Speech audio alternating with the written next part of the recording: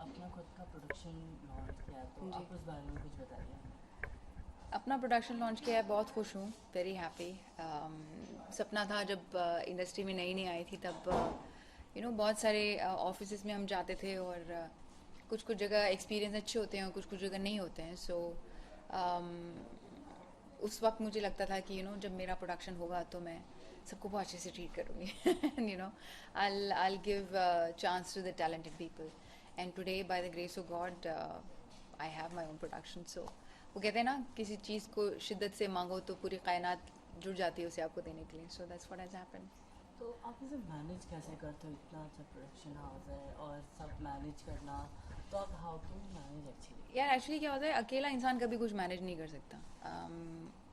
Team बहुत अच्छी होनी ज़रूरी है। मैं बहुत खुशकिस्मत हूँ कि मेरी टीम में मेरा भाई है रिजवान, जो बहुत ही एफिशिएंटली काम करता है। Sam Khan, he is also a partner in my firm, and he is fantastically talented, like super talented guy.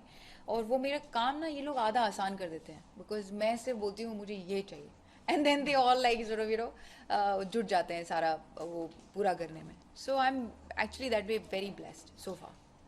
तो लाइक ये ऐसा होता है कि आप एक भाई की बहन एकदम रानियों की तरह तैयार हो और आप भी चीज़ों का एग्रीड कर देते हैं। हाँ, मैं बड़ी हूँ ना, कोई चॉइस नहीं है उनके पास। और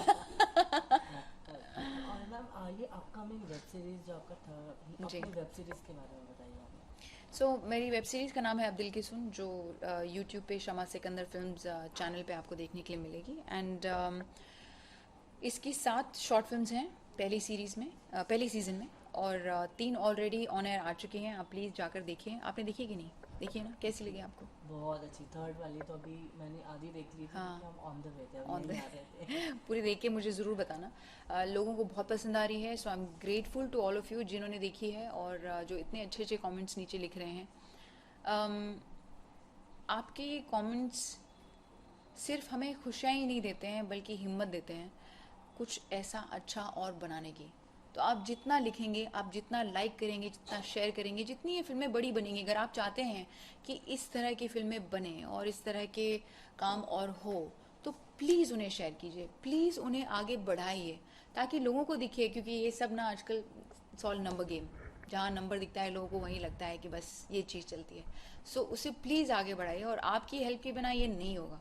so if you have connected with the films, I request you all to share it on your Facebook, on your Twitter, on your social media platforms, and send it to your your friends. आप सारे ऐसे stupid messages भेजते होगे जो 10 बार नहीं भेजोगे तो आज आपका ये नहीं होगा या ये भेजोगे, इससे बेटर है आप ये फिल्म भेजिए।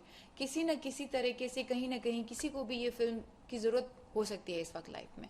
So please help each other, help me, help all of us raise awareness together. अकेली मैं कुछ भी नहीं, I can only try from my side, but you all can make it happen. You all can multiply it. So, please, I request you all to go watch the films and share them. Ma'am जैसे कि बात की है कि ये film जो है आपकी रियल लाइफ पे जी। बेस्ड है, तो फर्स्ट एपिसोड सेकंड एपिसोड में भी हम काफ़ी मतलब देखे तो काफ़ी शॉकिंग अच्छा था, जी, थैंक यू। देख के इंस्पायर हुए। तो थैंक यू। मैम उस बारे में हमें थोड़ा सा डिस्क्राइब करोगे, मतलब लाइक थर्ड एपिसोड्स में क्या है, कैसा है। तो जो अभी हमारा लास्ट एपिसोड रिलीज़ हुआ है उसका नाम है मर्सी। एंड मर्सी, जैसे कि सारी कहानी आपने देखी, वो मेरी लाइफ में कहीं ना कहीं किसी न किसी चीज़ से इंस्पायर्ड है। करेज में हमने बताया कि नो बोलना कितना ज़रूरी है ज़िंदगी में। कई लोग नहीं बोल पाते हैं और उसकी वजह से पूरी ज़िंदगी उनकी ख़राब हो जाती है। एक छोटा सा शब्द बहुत बहुत इम्पॉर्टेंट है। तो जब मैंने नो बोलना सीखा, मेरी लाइफ इतनी आसान हो गई। तो मैंने कहा यार, ये तो शेयर करना बहुत ज़रूरी है। They people must understand that they have to say no without any shame, without any guilt. तो ये हमने इस पर बनाई। दूसरी फिल्म हमने कंपैशन बनाई। मैंने खुद अपनी लाइफ में बहुत एक्सपीरियंस किया है कि लोग मेरी पीठ पीछे बहुत बातें करते हैं, या कुछ दोस्त भी बातें करते हैं। तो आप किस पे ट्रस्ट कर सकते हैं और कहाँ ट्रस्ट कर सकते हैं? सभी जिसको बातें बनानी है वो बनाएंगे बनाएंगे आपके बारे में। The whole idea of making this kind of film is to raise awareness कि भाई ऐसा होगा ही आपके साथ, लेकिन अगर आप अंदर से स्ट्रांग रहेंगे और आप अंदर से अपने आप को जानेंगे तो इन सब चीज़ों से, इन बुरी फीलिंग से आप बच सकते हैं. Compassion is about showing compassion to each other. क्या होता है कि मरते टाइम सारे में इतनी ज़्यादा वो प्यार आ जाता है. जब मर रहा होता है तो बोलेंगे क्या अच्छा आदमी था, क्या ये था, क्या वो था. पर बेचारा जिंदा था तो उसको जिंदगी में पूछा तक नहीं किसी ने कि भाई तू ठीक है, क्या कर रहा है, सब ठीक है कि नहीं है. तब तक तो उसके बारे में बुरा बुरा ही कहते हो. So that's has happen to me. I see it happening to everybody today, not only me. तो आई थॉट कि इस पर भी एक फिल्म बनानी चाहिए, इसलिए हमने कंपैशन बनाई. Mercy is related to real life incident that happen to with me और मेरा भाई रिजवान के साथ. मैं शूट कर रही थी ये मेरी लाइफ है की, और मुझे फ़ोन आया कि भाई आपके भाई रिजवान को 2 सड़क पे छोटे गूंज ने उनका गर्दन काट दिया है एंड आईसीयू में है वो. और मैं रिजवान से बहुत प्यार करती हूँ, मेरा रिजवान का बहुत स्ट्रॉन्ग कनेक्शन है. सारे अपने सिबलिंग से बहुत प्यार करती हूँ. मुझे बहुत मेरी फैमिली से लगाव है. We are all very close knit. So जब मैंने ये सुना तो मेरे पैरों के तले मतलब ज़मीन खिसक गया. ऐसा गला कट गया. मतलब I don't know if he will survive और नो, मुझे पता नहीं है. और ऐसी लड़ाई में किसी ने उसको काट दिया सिर्फ रोड में. और 2 बच्चे ही थे उसी की उम्र के जिन्होंने ऐसा किया. उनके पास चाकू था, उन्होंने कर दिया. तो पहले मुझे समझ में नहीं आया. तो पहले आपका जो इमोशन होता है वो था एंगर. आप पहले गुस्सा करते हो, आपको वापस उनको मारना होता है या वापस उन्हें वही दर्द देना होता है जो उन्होंने आपको दिया. सो आई लेफ्ट द सेट. और सेट से लेकर हॉस्पिटल पहुंचने तक की जर्नी ने मुझे ये सिखाया कि अगर मैं उनको पनिशमेंट दे दूँ, सब कर दूँ उनको, अगर मैं उनकी जान भी ले लूँ चलो, तो क्या जो मेरे भाई के साथ हुआ है वो रिवर्स हो सकता है? वो तो नहीं हो सकता. वो तो हो गया अभी. अब अगर मैंने इन दोनों लड़कों को भी जेल में डाल दिया तो इनकी लाइफ भी बर्बाद हो जाएगी, उनकी लाइफ में भी कुछ नहीं रहेगा. So in the end, just before I reach the hospital, I choose to forgive. So that moment of forgiveness changed me as a person. कि ज़िंदगी में चाहे कुछ भी हो जाए, कैसी भी हो जाए, क्या होता है एक बार जो हो गया वो तो रिवर्स नहीं हो सकता. उसे कुछ नहीं कर सकते. But the only way forward is forgiving और मर्सी. वो उस मोमेंट में हम किस बात को सबसे ज़्यादा उम्मीद करते हैं कि कोई हमें माफ़ कर दे. मेरे से हो गई गलती, बस कोई मुझे माफ़ कर दे, एक मौका दे दे मुझे. So that's why I thought. ये हुआ मेरे भाई के साथ एक्चुअली, बट हमने थोड़ा रिवर्स कर दिया कि मेरा भाई इसमें, अगर आपका भाई होता, जब मैंने ये सोचा कि अगर मेरे भाई ने किया होता तो मैं क्या करती. So that's why that thing made me forgive that those 2 kids. And when I forgive him I saw the expression on their face and it was completely like, मैं उस एक्सप्रेशन को मतलब $millions दे के भी नहीं खरीद सकती. वो जो मोमेंट था उनकी लाइफ में रियलाइजेशन का कि हमसे गलती हो गई. आई बेट कि उन लोगों ने उसके बाद ऐसा कुछ नहीं किया. You know. तो मैम जैसे कि इतनी सारी चीज़ें हुई तो आपको थोड़ी बहुत डिप्रेशन तो हुई होगी. अरे थोड़ी नहीं, बहुत कुछ डिप्रेशन हुआ, फुल ऑन जम के हुए डिप्रेशन. तो आप उससे कैसे बाहर निकले, मतलब यही यार, अपने आप को जान के मैं डॉक्टर्स के पास गई. मैंने दवाइयाँ ली उसके लिए. पर जब मैं दवाइयाँ भी ले रही थी ना तो मुझे सिर्फ नींद आती थी. दवाइयाँ क्या करती है, आपको डिले कर देती है आपका प्रोसेस. बिकॉज मैंने खुदकुशी करने की कोशिश की तो ऑब्वियसली सब डर गए. तो सबको लगा कि अब इसको किसी तरह से नींद में रखो ताकि वो ऐसा कुछ सोचे नहीं. तो बहुत सारे लोग ऐसे ही करते हैं. डिप्रेशन की दवाइयों में सब में बहुत ज़्यादा नींद की दवाइयाँ होती हैं. And that's why they do not prescribe more. But one tablet is also good enough to keep you groggy all day. And I used to be like that for 4 years.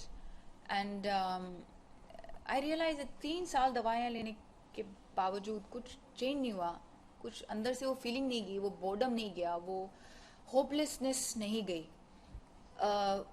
फिर मैंने ज़्यादा, मेरे डॉक्टर ने actually therapies करनी शुरू की मुझ पर.